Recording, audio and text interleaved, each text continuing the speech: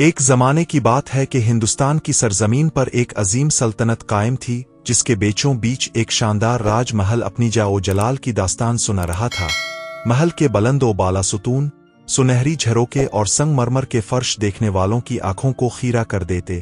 محل کے اطراف میں باغات تھے جن میں رنگ برنگے پھول کھلے رہتے، چشموں سے بہتا ہوا پانی فضاؤں میں ٹھنڈک اور خوشبو بکھیرتا۔ اس محل کا بادشاہ راجہ ویر سنگھ نہایت بہادر، انصاف پسند اور عوام کا خیر خواہ مانا جاتا تھا۔ اس کی رانی سنجنا بھی نہایت نیک دل اور بااخلاق خاتون تھی جس کا زیادہ وقت یتیم بچوں، بیواؤں اور غریب عوام کی خدمت میں گزرتا تھا۔ دونوں کا ایک ہی بیٹا تھا، شہزادہ آریہن، جو جوانی کی دہلیز پر قدم رکھ چکا تھا۔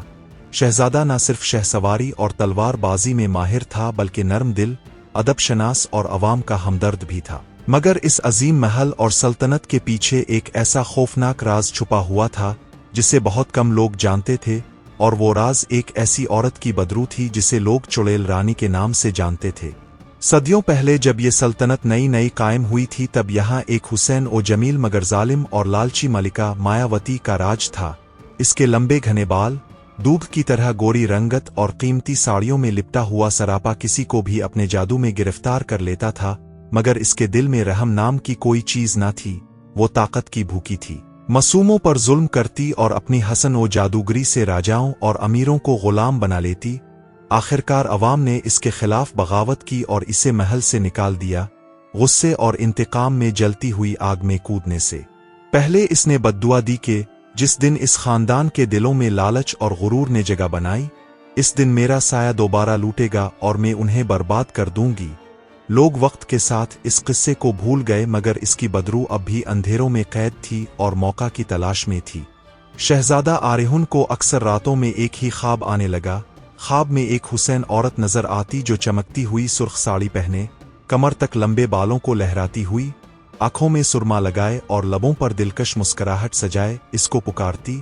اس کی آواز میں عجب کشش تھی، میرے شہزادے، میرے پاس آؤ، میں تمہیں وہ سب کچھ دوں گی جس کا تم خواب دیکھتے ہو۔ شہزادہ اکثر چونک کر جاگ جاتا، ماتھے پر پسینہ آ جاتا اور دل میں عجیب سا خوف و کشش ایک ساتھ جاگتے۔ وہ ان خوابوں کو محض وہم سمجھ کر بھولنے کی کوشش کرتا، مگر وہ بار بار دہراتے رہے۔ ایک رات خواب کے اشارے پر وہ محل کے پرانے حصے میں جا پہنچا جہاں صدیوں سے بند کمرے کا دروازہ تھا۔ جیسے ہی اس نے دروازہ کھولا، ایک ٹھنڈی ہوا کا جھونکا آیا اور اس کے سامنے وہی عورت ظاہر ہو گئی۔ وہ حقیقت میں بھی اتنی ہی حسین تھی جتنی خواب میں۔ اس کی سرخ ساڑی روشنی میں چمک رہی تھی، چاندنی میں اس کی گوری رنگت دمک رہی تھی۔ وہ مسکرا کر بولی، میں وہی ہوں جو صدیوں سے تمہارا انتظار کر رہی ہوں، میرے ساتھ رہو تو میں تمہیں دنیا کا سب سے طاقتور بادشاہ بنا دوں گی۔ شہزادہ لمحہ بھر کے لیے اس کے حسن میں کھو گیا، لیکن اسے اپنی ماں کی بات یاد آئی کہ طاقت صرف خدمت کے لیے ہے، نہ کہ غرور کے لیے۔ اس نے کہا، میری ماں نے مجھے سکھایا ہے کہ اصل دولت سچائی ہے، میں تمہاری شرط قبول نہیں کر سکتا۔ یہ سن کر اس عورت کی آنکھوں کی چمک خوفناک لال رنگ میں بدل گئی۔ اس کا حسین چہرہ لمحہ بھر کو بگڑا۔ وہ کوئی عام عورت نہ تھی بلکہ بددعا سے زندہ رہنے والی چڑیل رانی مایاوتی تھی۔ اس نے قہقہا لگایا اور کہا، اگر میرا ساتھ نہ دیا تو میں تمہیں اور تمہارے محل کو نیست و نابود کر دوں گی۔ پھر اس نے اپنے سیاہ جادو سے محل کو ہلانا شروع کیا۔ راتوں کو عجیب آوازیں آنے لگے، سپاہی بے ہوش ہو کر گرنے لگے، عوام میں خوف پھیل گیا۔ لوگ کہنے لگے محل پر کوئی منحوس سایہ چھا گیا ہے۔ راجہ ویر سنگھ نے پنڈتوں، حکیموں اور عاملوں کو بلایا مگر کوئی کامیاب نہ ہوا۔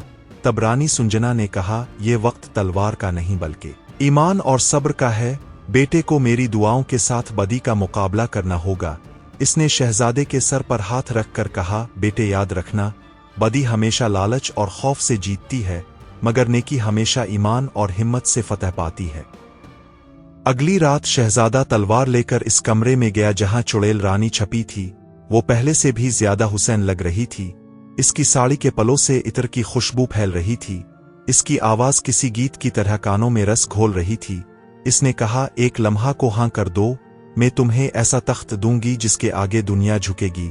مگر شہزادہ ڈٹا رہا اور بولا، میں بادشاہت کے لیے اپنی روح نہیں بیچ سکتا، سچائی ہی میری اصل دولت ہے۔ اس نے تلوار اٹھائی مگر وار کرنے کے بجائے اپنی ماں کی دعا کا ورد کیا، अचानक महल की फिजा में नूर फैल गया। चुड़ैल रानी का हुसैन चेहरा बदसूरत शक्ल में बदलने लगा, इसकी आंखों से शोले निकलने लगे, इसकी साड़ी जल कर राख होने लगी। वो चीखती चलाती हुई आग में लिपट गई और हमेशा के लिए गायब हो गई।